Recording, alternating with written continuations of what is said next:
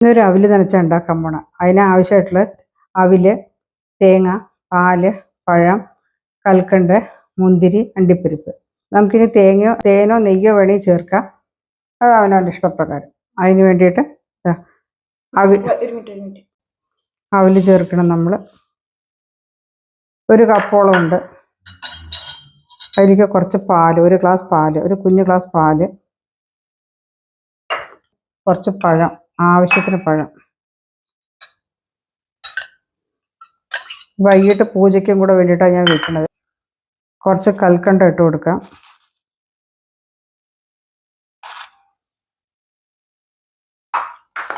കുറച്ച് മുന്തിരി,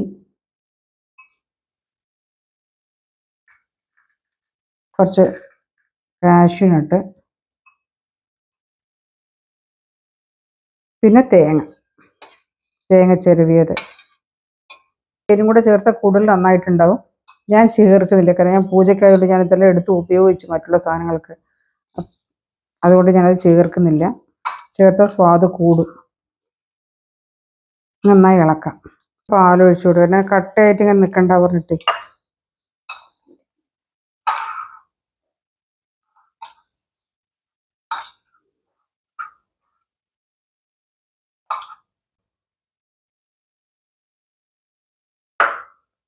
അവിൽ നനച്ച് റെഡി ആയിട്ടുണ്ട്.